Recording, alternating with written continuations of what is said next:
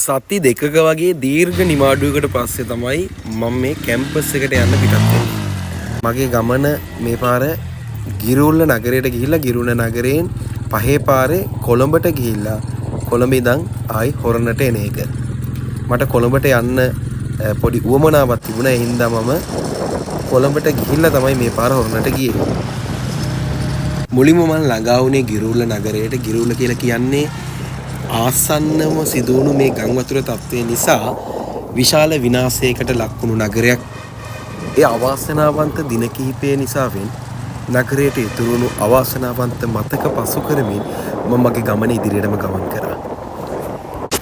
ඔයාලට පේන්නේ මේ ගිරුල්ල නගරය මැදෙන් ගලාගෙන යන මාඔය. මේ මාඔය දෙපස්සක් මේ වෙද්දිත් විනාශ වෙලා තියෙන්නේ. කොච්චර සාමකාමීව අද දවසේ මාඔය ගලාගෙන ගියත් දැනට දින කිහිපයකට පෙර මුළු නගරයම මහත් වූ ඛේදනීය තත්ත්වයකට ඇද දමන්න මේ මාඔයට පුළුවන් වුණා. බුදුන් වතුරක් දාලා තියෙන්නේ නේ මම. දැන් තමයි තියෙන්නේ ඒක. මේ කුඩින් ගියානේ අර ගහගාවින්ම ගියානේ. දැන් තමයි අර කොච්චර පාතින්ද යන්නේ කියලා බලන්නකෝ වතුර.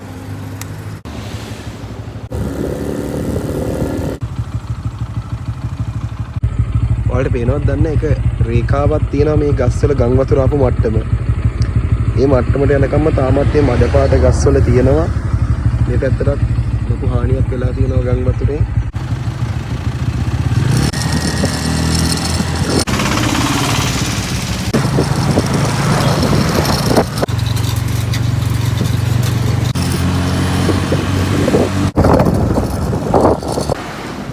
මම මේ පාරෙන් කැම්පස් එකට වෙන දවස්වල යන්නේ නැති නිසා මට මෙතන කලින් හම්බෙලා තිබ්බේ නැහැ. මෙතන කෝමාරිකා වලින් කෝමාරිකා පානයක් හදන තැන. ඔරිජිනල්ම කෝමාරිකා. ඇවුන්නේ නැහැ. වන්දනාලා කියන්නේ.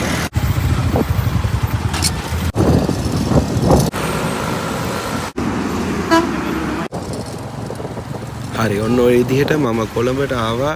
දැන් මට තියෙන්නේ මගේ ෆෝන් එකට වතුර ගිහින් තියෙන්නේ. අනිත් ෆෝන් එක ඒක හදාගන්න මම කොටුවට ආවා. දැන් මම ඔය යන්නේ ඒ ෂොප් එක හොයාගෙන මම කීප දිනකින් අහලා තමයි ආවේ. එතෙන්ට ගිහිල්ලා මම ටික වෙලාවක් හිටියා. ඊට පස්සේ තමයි මම එතනින් පිටත් උනේ.